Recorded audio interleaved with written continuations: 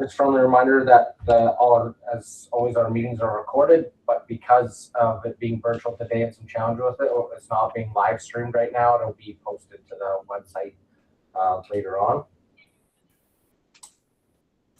So with that, I would ask for any emergent changes to the agenda, and the recommendation that March 30th, 2026 special board meeting agenda be approved by the Board of Trustees as presented or amended. Can I get somebody to make that motion, please? Lori, thank you. Trustee Hodges has made the motion. Is there any discussion? Seeing none, and since we are all virtual and it's hard to see everyone's hands, I'll ask if there's anyone opposed. Seeing none, we have approved the agenda. Thank you. Ask that the Board of Trustees declare if they have any conflicts of interest relating to the agenda items for the March 30th special board meeting, and if so, should declare them.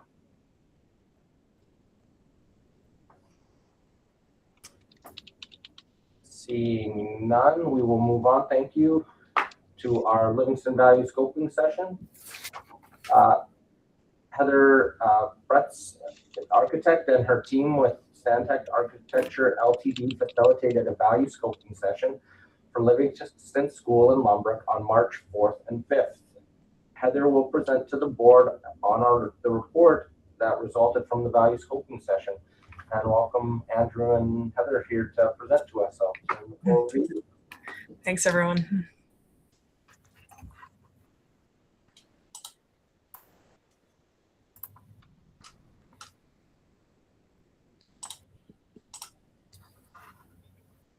While Heather's getting ready, I'm just going to introduce maybe Heather and Andrew a little bit, if that's okay.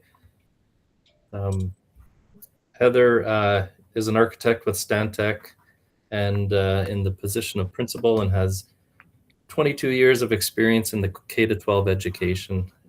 I just wrote a quick thing here. Her knowledge and understanding goes well beyond the architectural drawings, as during the session it was apparent that she is well versed in Alberta curriculum and is continually researching methods of teaching and learning. Along with her is Andrew Cornthwaite. And Andrew, I believe you're an architectural intern with Stantec. Yeah. Is that right? Yes, that is correct. Perfect. And I'm not sure how long you've been with them. Maybe you can share that, but you've been part of the process from the beginning as we started gathering information, and so we appreciate that as well. So welcome as well. Thank you. Yeah, I started in Stantec in January, so I'm fairly new to the intern process, and I'm enjoying it and learning a lot from Heather. Awesome. Perfect. Thanks, Jeff. Can everyone see my screen? Perfect. How long do I have for this? Because I can speed up, or I can take a little longer to go through in more detail if that's necessary, if that's needed as well. No, we had it for half an hour, so if you need more time, just let us know. Thank you. Okay, perfect. And then if anyone asks questions during this, please, you're welcome to. It just, since I'm sharing my screen, I may not see your hand. So Brad or Jeff, if you can monitor for that and just interrupt me, please. Okay, so what we want to go through today is just we want to define some terms, because terms are important when it comes to value scoping and how the government reads and understands your needs. We want to talk a little bit about what we heard and what happened when we came out to Lynbrook. We want to talk about the resulting design options, the summary, and then any questions that may come out of that. So before I jump into this, are there any questions on this? No. Okay, great. So we want to spend a little bit of time. I know it's a little boring at lunch to start with some defining terms, but it is important because people hear these and we get them confused a little bit. So starting first with enrollment. Enrollment's the number of students who are currently enrolled, and these numbers came from the school board. So Jeff is actually the one who provided them to us.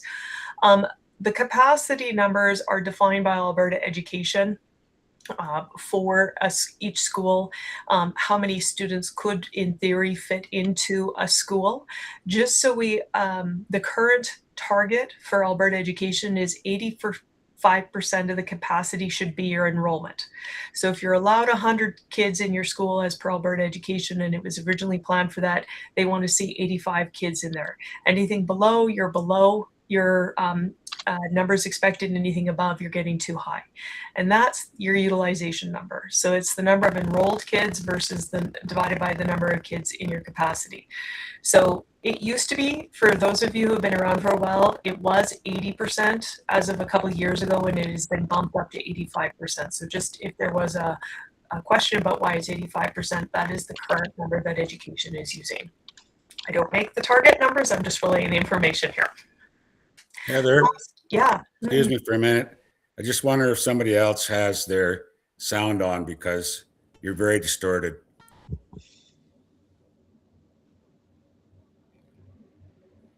No, I don't see anyone else with their sound on, Greg. Yeah, it was, I don't know if it's a connection, it just was breaking up a little bit. Was it distorted for everyone or just for Greg? Yeah, it's distorting a little bit. For everyone, for Yeah. me and you. Me too.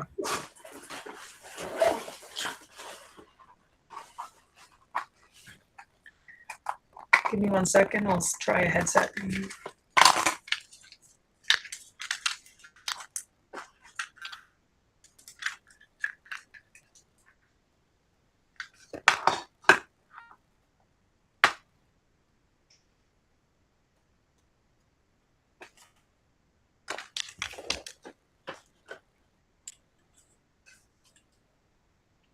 Okay, how is that? Is that any better? Perfect. Thank you so much. Yeah, no worries. Okay. Do you want me to go back just on the definition of enrollment capacity or utilization, or did you grab that? Okay. So I think we could hear. Thank you. Okay, perfect. And then the last two items, and this is important because when we talk to our friends at the fire department, they conflate these numbers. The last one is your occupancy, which is what you're allowed to use the building as. And from the occupancy as defined by the building code is your occupant load. So we, for the most part, don't talk about occupant load when it comes to value scoping reports. But if you've ever had the fire marshal come and tell you we can only have so many people in the building or so many people in your gym, it's coming from occupant load. But what we're talking about today is your capacity and your utilization. I just bring up occupant load because it sometimes gets a little conflated in there by the fire department. So a little bit of what we heard. So we came down in early March and we met over the course of 2 days. Many of you who are on the call did attend the sessions, so thank you again for your participation. On day one, we did a visiting presentation. And day two, we were updated by the board and by Jeff for some past engagement sessions that had been occurring outside of the value scoping project. Then we went through the project overview and we reviewed the existing conditions, so the condition of the existing facility, and we did the visioning board exercise. And then as a group, we all walked through the school to see what was working, what wasn't working, and any limitations or benefits of the existing structure. On day two, what we did is we did multiple blocking exercises. The first one, we had everyone work to see if they could make the existing building, renovate it, and if we could get the outcomes everyone wanted there. Then we also looked at doing a blocking exercise of a new school, but replacing it either on the existing site or across the street to the east, where your parking is right now. And the final blocking exercise we did was a new building on a new site. The MD did participate in both days, and they had given us permission to seriously consider this new site, which is at Patton Park. And they gave us even the information of where in Patton Park it should be located, as well as the access for utilities and the unknown and the known conditions for some areas to avoid, such as the old mining areas. So with that was the last blocking exercise. Then when we did all of that, we had our consultant there, who's our costing consultant. And while we were doing that live, they came up with different cost considerations for all six, what ended up being, multiple options. And in the report became 6 options. And so with all of that, we went through everything. What we heard during the day or over the 2 days was how important it was to have a better gym.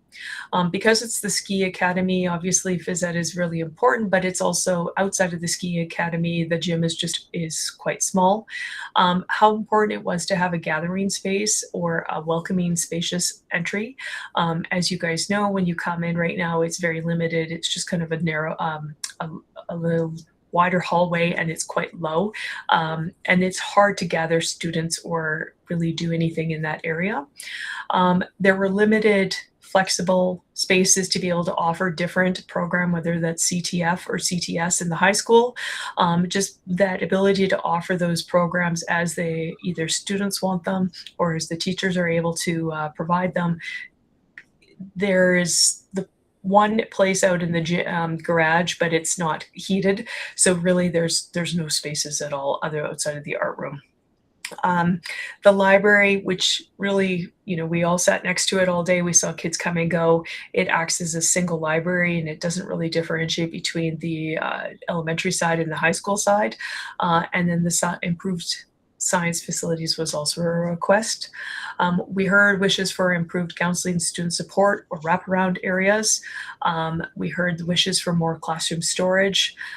We heard wishes for dining capacity or areas to eat. That's always common, but unfortunately the education doesn't provide any space for that.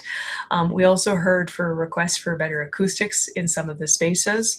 And then also the ability to have a little more adaptability, whether that was movable walls or just classrooms that were configured in a way where you could adapt them over time to offer different curriculum and different courses as needed.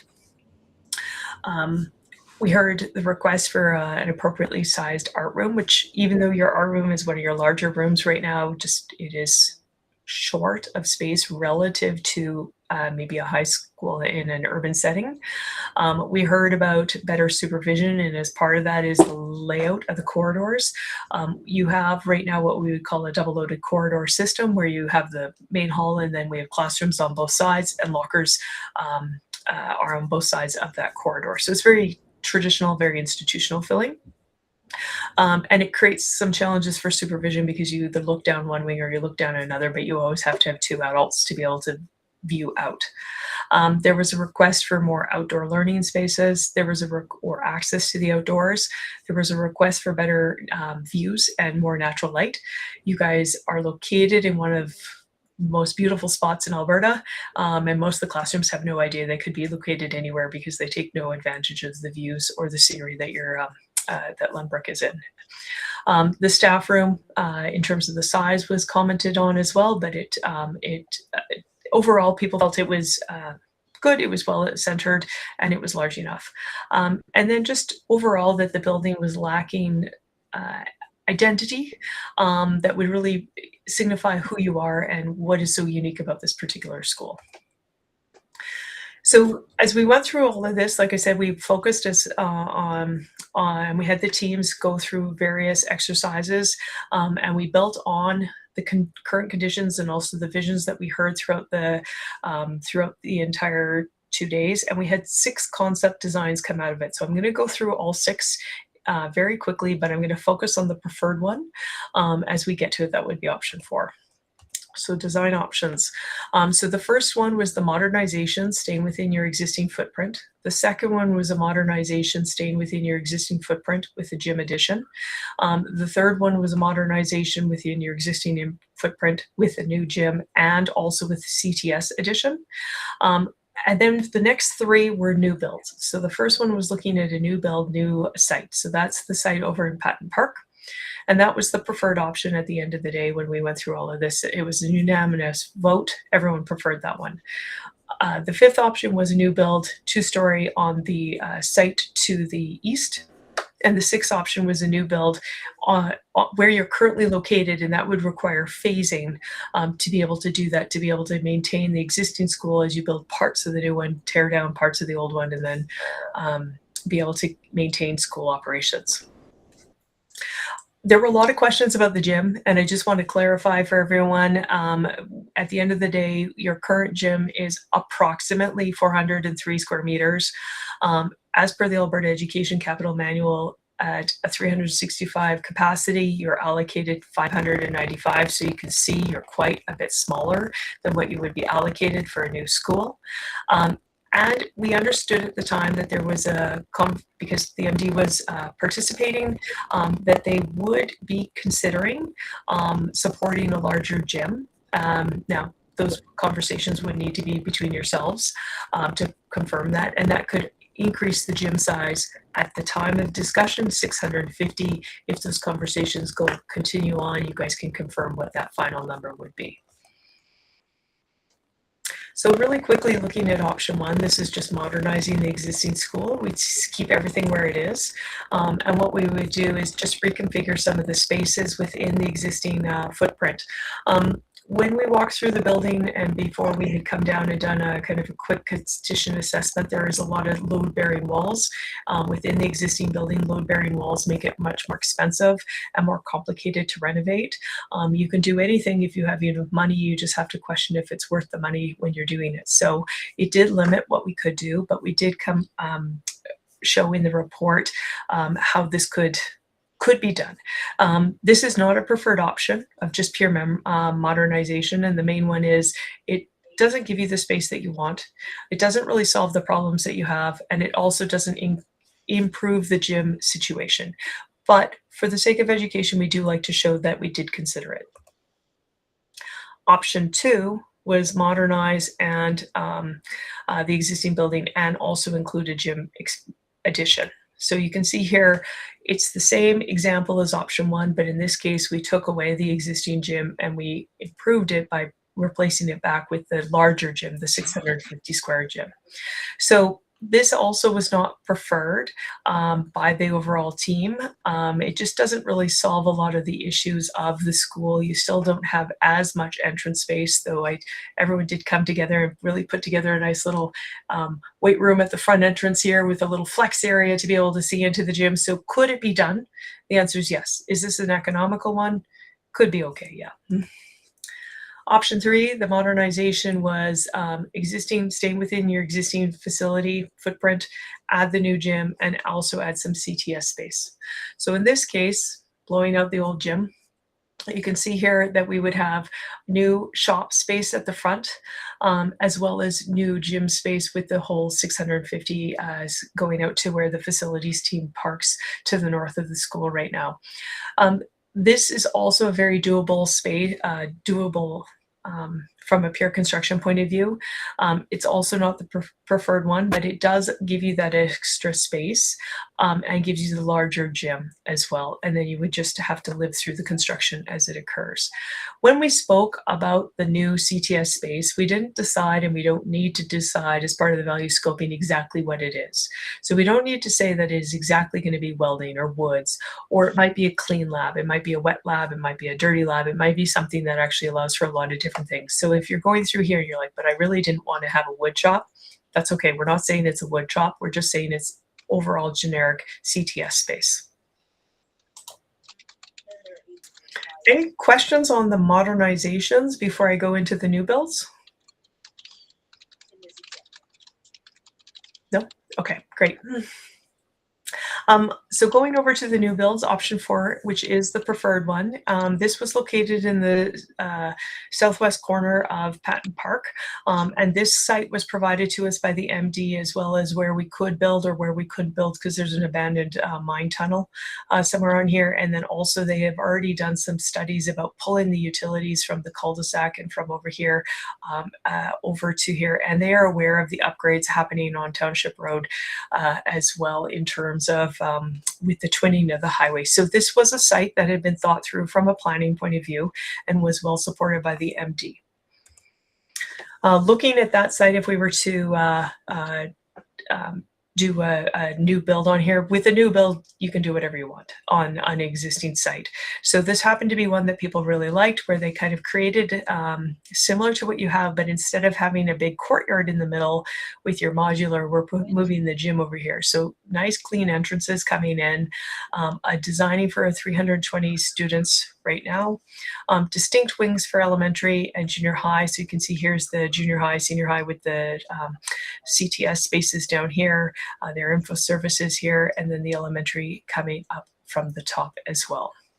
So this was the preferred option, but if you do go with the preferred option of a new build, it does not necessarily need to look like this in terms of its configuration. Once this project is approved for funding, you would be engaged with the design architect, and at that point, you'll go forward with the final design. Option 5 was looking about relocating across the street to the east. So as you can see, the current size of the school, which is in the yellow box, has to fit on the red box here, and it's much smaller. So this forces it to be 2 stories. By forcing to go to 2 stories, we automatically increase the cost. And unfortunately, the way Schedule A works from the Alberta Capital Manual, which is your allocation of area, you actually end up losing a little bit of area because you have to put that extra space into things called stairs and elevators, and we have to have 2 sets of stairs by code in a building like this, and we have to have an elevator by code as well. Does it fit, and can you make it work? Yes. It, however, wasn't preferred because effectively you could fit the building on the site, but now how do I get, so if I go back, this is all school here, and I'm in elementary, how do I get the kids over to the park, right? And so from a pure operational point of view, it's not ideal to have building on one site without playground. We really do want that close connectivity, because otherwise, inevitably, unfortunately, humans are humans, and we would be concerned about how we access over to the park here. Well, there was some teasing during the discussion from the town about closing down this road. Closing roads are outside of the scope of the work, and so that would either have to be discussed at the time, or we have to plan that it may not happen for some time, if at all. And then again, it comes back to, is this the right solution because of that proximity to play spaces? But it does work, and it is something, and you could stay in the existing school while this occurs, while the building of the new building occurs. The next one that we also looked at, so you can see here, the difference is that we're looking at 2 different student capacities, the 320 and the 365. So we did look, and we have put in the report those 2 different capacities. I'm going to talk about the capacities in a moment, but really it's just the difference in the number of classrooms you have. Option 6, which is building on the same site, but building phasing. As you can see with the rectangles, in order to get the yellow rectangle and the red rectangle here at the same time, what has to happen is we start here, we build back in this area here, then we knock down the existing high school wing, and then we build this part here in the red square, and then we knock down the rest of the yellow. So it's complex, and phasing just means money. And so can it be done? Yes. Has this been done in the province before? Yes. The town of Banff, for sure, this is exactly what they had to do because they didn't have any other options. But it was not the preferred option because of it. So at the end of the day, based on all of those 6 options, the preference was number 4, 4B in particular. And that was just because by going over to Patton Park, it just gave a lot of flexibility to the school, both for the design and getting the right design, because you don't have any constrictions from the site in the way that you do at the current site. And you could give that, all of the wishes that everyone wanted to see was allowable. It was supported by the MD. And as we're going through back and forth with Alberta Education to confirm the final student capacity that the building should be at, it has the size to be able to increase capacity. So I want to speak a little bit about capacity. After we did the value scoping workshop, we set up a meeting with Alberta Education. We spoke with Peter Burgess there, and we confirmed the capacity that this school should be able to get. And we have really great news.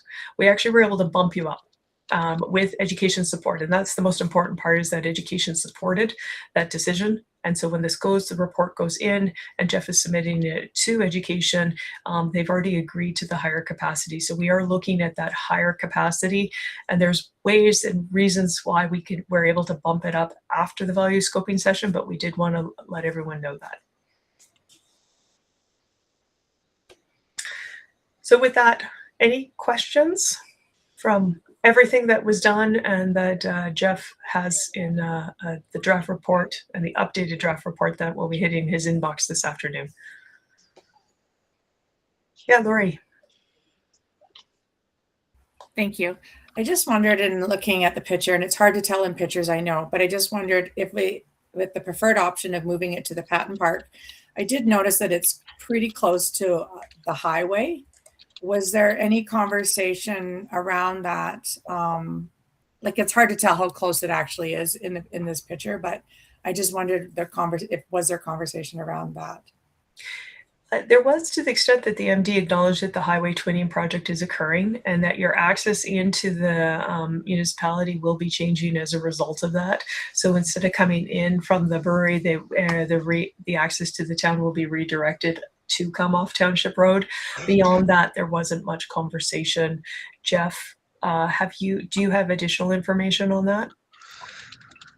I don't have any additional information, but just so everybody's aware, this is the back road of Lundbrook, not the main highway that you're seeing here. So the main highway is not on this picture at the moment, and that's where Heather's referring to the twinning, and that this is going to become the main access to Lundbrook. And so we considered it. We had Rick at this session as well, transportation wise, and having it closer to the road is actually important as far as access in and out of the community without having to drive through the community. So Thank you.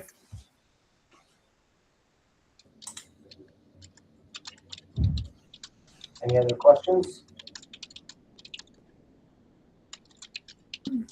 Go ahead, Laurie. Not really a question, but I guess I can understand why this would be the preferred one, because as far as my understanding in some of the earlier sessions, there's not a lot of space for decanting. And so being able to keep the students in the main school right now and build on the new site sounds absolutely wonderful. It was really nice to hear that there wasn't site, because at the last meeting I was at, we weren't sure if there was. I guess I do have a kind of a little bit question, and it was just kind of flipping back and forth, and I could look at my notes that Jeff sent too, but was there still the same amount of classrooms, or was this more utilized? Yeah, so the classrooms are completely determined by a spreadsheet called the Alberta Education Capital Manual. And so once we agreed with education what your capacity was at 365, your number of classrooms is automatically determined. You can Google this; it tells you what it is, and then you do have opportunity to reconfigure within that overall area certain amounts. But whether it was the new build or whether it was a new build over on the existing site, we were showing that increase amount to be able to hit those areas. Your current school, when we look at a current school, the education allows a little flexibility, because most of the time the current schools are bigger than a new school is, in terms of there's always some funny areas that are not well used, but they just end up counting towards your area. So education is aware of that when we look at a renovation versus a new build. There's some flexibility there. I am not education, so depending on the day, sometimes they're more flexible and more liberal than other days.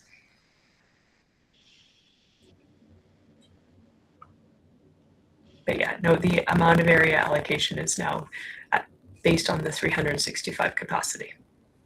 Perfect, thank you. And that's exciting that we can have a 365 capacity. Any further questions?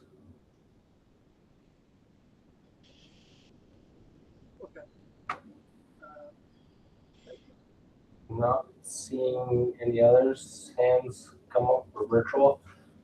Just want to say thank you so much, Heather, for the sessions. I was able to attend the 2 days, and it was an amazing process. And Stantec did a fabulous job of taking all the community input and really distilling it down to the best choice for the community. And I appreciate not only the results, but the process that got us here. It was really amazing 2 days, and I'm glad that I was able to be a part of it. Thanks, Brad. Well, thank you again, Andrew and Heather, for being here. We can it can leave the meeting if you choose. Thank you. Perfect. Thanks. And Jeff, you'll get the updated report pretty shortly in your inbox. Thank you.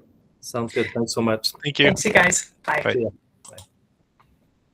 And again, just say thank you to Jeff and the administration for helping really set the stage and the groundwork. There was a lot of stuff that happens locally to prepare for the facilitation, and for the MD of Pincher Creek and Cowley for being a part of it. It's really key to have those community partner groups at the table through those discussions. So you did an amazing job, Jeff, of getting everyone together and really setting the stage for the great process that we were able to go through. Thanks, Brad. Appreciate it. Did we lose Kathy? We did. She's not going to log back on until she gets into a better area. Okay, sounds good. So that leads us into an updated motion from where we were last year. It has some information that got sent out to everyone. So with that, we have a recommendation before I turn it over to Jeff to lead us through, that the Board of Trustees approve the updated Livingstone Range School Division 3-year capital plan to be submitted to Alberta Education by April 1st, 2026. Can I get somebody to make that motion, please? Sorry, I saw Claire's hand first about just a millisecond before Greg did. I think she beat you in there, knowing that Lumber was on the top of the list again there. So Trustee Yegas has made the motion, and I'll turn it over to you, Jeff.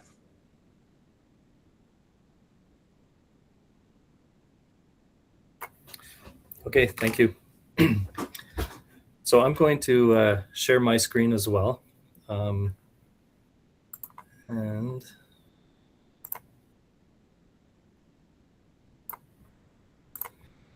Brad, if you'll let me know whether you can see that or not. Yeah, we can see it, Jeff. Okay. Can you see my mouse moving around in there? Yeah, for sure. Okay, perfect. All right, so I really appreciate the presentation by Heather and Andrew from Stantec. It leads into what I am presenting as far as a 3-year capital plan and 10-year facility plan. This is in the similar fashion that we've done in the past. Subsequent to the value scoping session meeting, I did talk with Peter Burgess, and so this is what's being presented before you is somewhat vetted through him a little bit there. He was looking into some information, and so hopefully I don't have to alter it at any point or whatever, but I'm going to explain to you why it is what it is. So the number one priority that's being presented has not changed, but I've added a few details to it. So Livingstone School, replacement school on new site. And the reason I say new site, I know in the value scoping session, there was a discussion as to where that might be. That's a discussion that is still ongoing with the MD of Pincher Creek. And of course they have a process, and we would have a process. And so right now I've just said new site.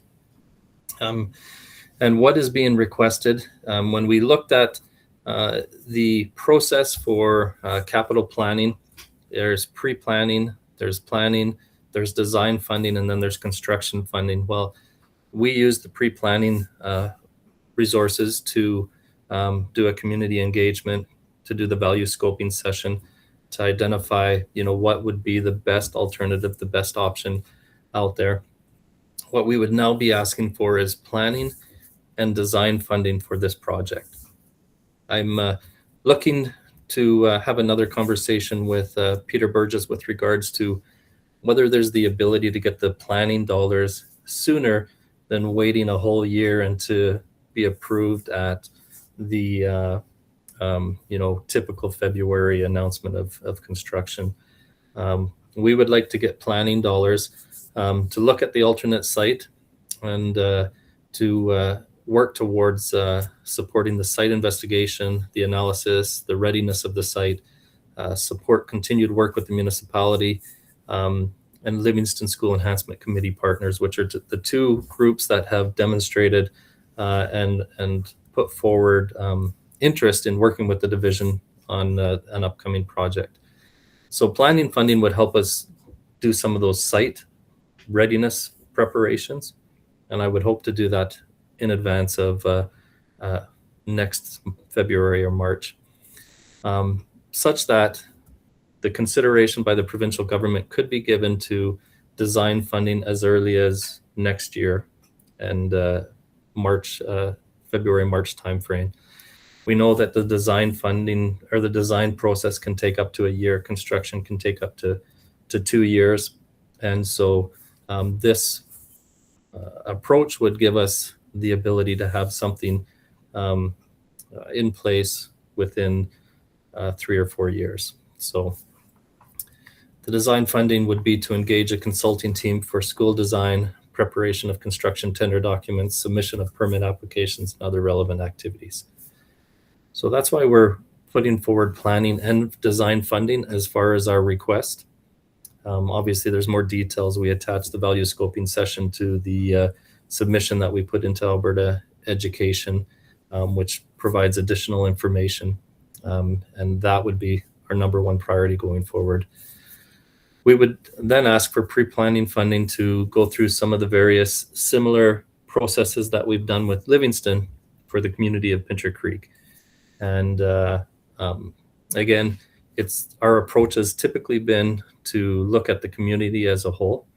We know that Matthew Halton has had some modernization work done in the past, but when we if we were to only look at Canyon as far as the process, then we may miss, how you can address a whole community at once. And so again, we look at the community approach. And so looking at what the overall needs of the community education-wise, capital-wise, would be the process that we would go forward with that. And so we would look for pre-planning funding in order to do a very similar process to what we did with Livingstone. Priority 3, and this doesn't necessarily need to wait for approval, but we would request planning funding. And this is something that was on our capital plan in the previous year, that due to some unfortunate situations, we weren't able to do inspections on all of our facilities that we wanted to, and understand what the needs and conditions of those facilities might be.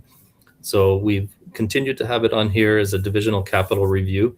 And our focus would be typically on the older schools within the division, so the areas of Crow's Nest Pass and Stavely, and looking at assessing what the future capital needs would be going forward for those areas. When we look at some of our other communities, Fort Macleod has relatively new modernizations. Claresholm does, and Nanton is currently receiving work done on their schools for a new school and a modernized high school. Grantham School is in relatively good condition, and so the focus would be the Crow's Nest Pass schools and Stavely.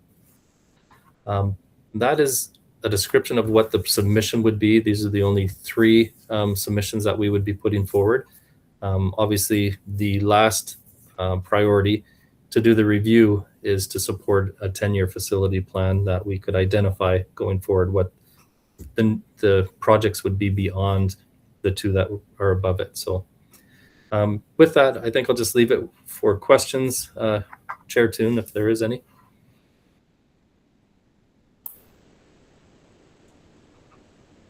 See Lori has her hand up. Yeah, thank you. Jeff, I just have a question around the planning funding for Livingstone. Because there's the potential of a new site, is there any, do you know that if the government can turn that down, and if the site's not completely has access to water or sewer, depending on where that site is there a possibility the government can say no to that, and would we have to potentially go back, or I'm not sure how that works. You're muted. Sure. Yeah, no, that was a great question. So site readiness is one of the main factors in how quickly you can get a project approved. So, obviously they're looking at other criteria with regards to enrollment pressures and health and safety and those types of criteria. However, recognizing that there's a need in Livingstone, the ability to have the site ready and go through that process is really important to getting approval in a timely manner. Because we've been discussing with the MD of Pincher Creek, our kind of options or looking into options, they've done some work on this as well. And so they recognize that they have to have utilities right up to the site and so forth. And so the fact that they're proposing that this might be a site leads me to believe that they've taken into consideration those types of things already. And so it doesn't concern me, although that's why we go through a site readiness process to ensure we identify whatever the risks might be associated with that site and whether there's anything that we need to address. But the MD has the requirement to have the utilities right up to the edge of the property, and they've already, even in the meeting that we were attending, they had led us to believe that they've had conversations about this. So. Perfect. Thanks, Jeff.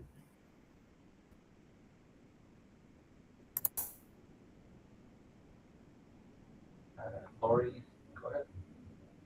So I see the priority 2 for the community of Pincher Creek. So when this plan is submitted, automatically it's asking for the pre-planning dollars to do the pre-planning. And so do you see that as like a approval? Like does it have to be approved all at once, or can that come in stages? So they'll look at Livingstone, we'll get approval for that, and then down the road they'll do approval for the community of Pincher Creek? Or do you see that as like this is our capital plan all at once type deal?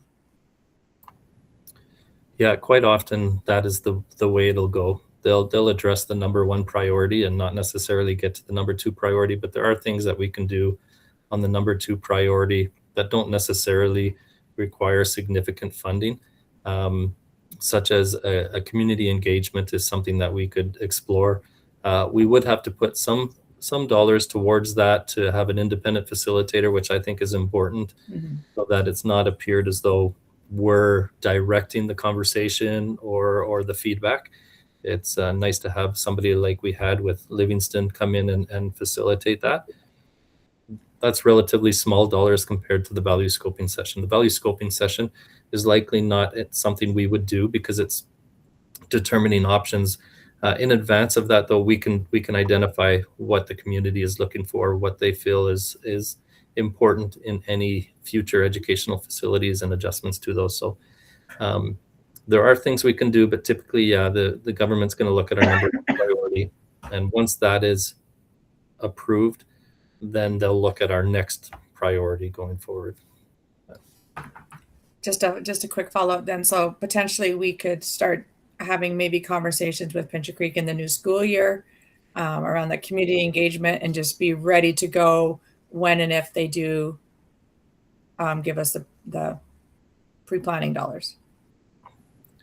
Yeah. So, I mean, even in the joint use conversations that I've been having with municipalities, these kind of things are beginning to, these conversations are being had, right, with regards to, because part of the joint use and planning agreements is the responsibility that a municipality has to provide sites for educational purposes. Now, we're in a scenario where, some of our communities are growing a little bit, but not to the point where we're necessarily going to need, without something significant happening, a whole nother site. Like, this is one that's a little different and a little unique. But having those conversations about the joint use and planning, we're beginning to have, conversations as to whether the current site is appropriate or not, or whether there's potential growth in the region. And so some of those conversations are already occurring, and which leads us to what the future looks like. So, but yeah, we can have community events that can identify, things that would impact the future projects going forward. Thank you. Trustee Yeagus?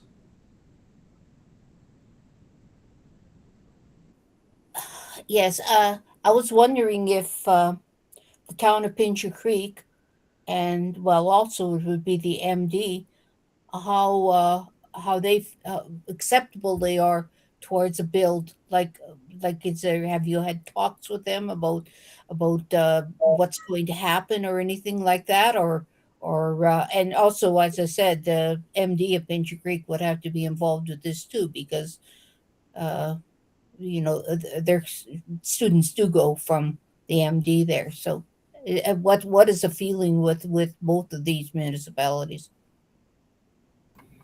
In relation to Pincher Creek itself, like the schools in Pincher Creek, Clara, is Yeah, that what you're? I mean, we know what Livingston. We know the MD is totally in support of it.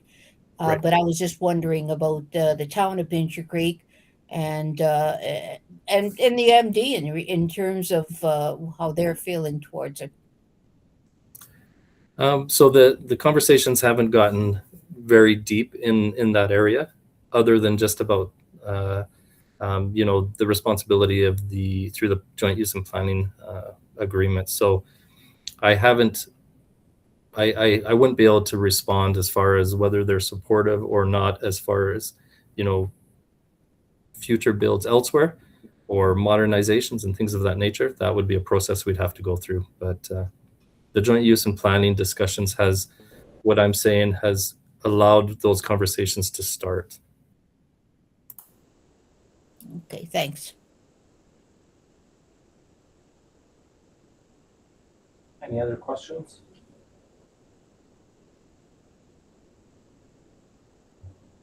Just to clarify, Jeff, see your hand up, Clara. Just to clarify, go ahead. Oh, okay. I thought you asked me. I just want to thank Jeff for all the work. Sorry.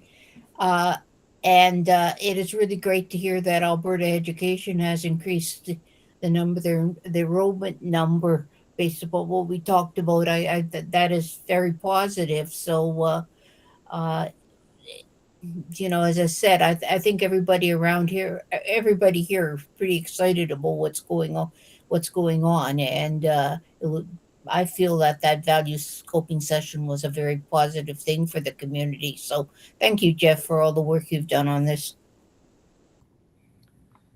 No, I appreciate that, Clara. I just will give one clarifying point. Alberta Education has made that decision based on information that we've provided.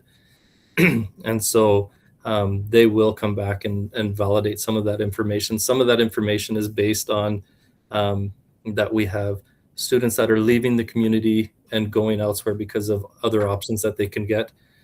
It's also considered a destination school, which the information that we've provided identifies that there's a demand and a desire for others to attend that school, but based on the current scenario, they're unable to. So Alberta Education will look into that information as well with us, but they're willing to consider the 365, which is fantastic. So Thank you for that, Jeff. Just for clarification, with our number one priority, and we're asking for the planning dollars there, would that be the step where you talked about site readiness and planning? Is that would be the step where we'd enter into a memorandum of understanding with the MD of Pincher Creek? Yeah, that's correct. Yeah, we would definitely enter into an agreement of some sort to identify the location and get their full support. Typically, the municipality doesn't have to turn over the site until we've received construction dollars. And so, but like you say, a memorandum of agreement that site's available, and upon receiving approval for construction dollars, it would be made available to us, and that they would have utilities to that point. So those are some of the things that still have to be worked on, but the planning dollars would support that work going forward. Yeah. Thank you. No, I appreciate the updated background information and for all of the thoughtful steps that I feel are in the plan, because it really helps us prepare. Like you say, we don't need to necessarily wait for the regular cycle to advocate for some of these things, and really excited for the opportunity to continue on the project and get the project moving forward for not just Lumbrook, but for the whole region. Like you say, it's a destination with a lot of desire for the school to grow and expand.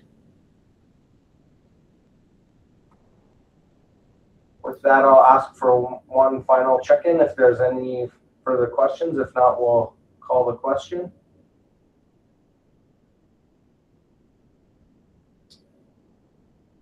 Seeing none, we'll ask for anyone opposed.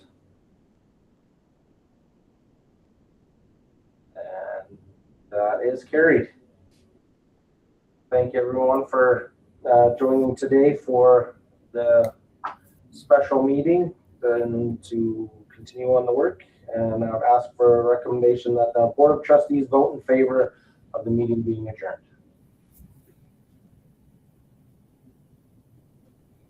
Trustee Hodges, thank you. Anyone opposed? Seeing none, that is carried. Thank you all so much. Hope everyone enjoys a not as spring looking day out today. Actually, Greg, the roads in here are drying up.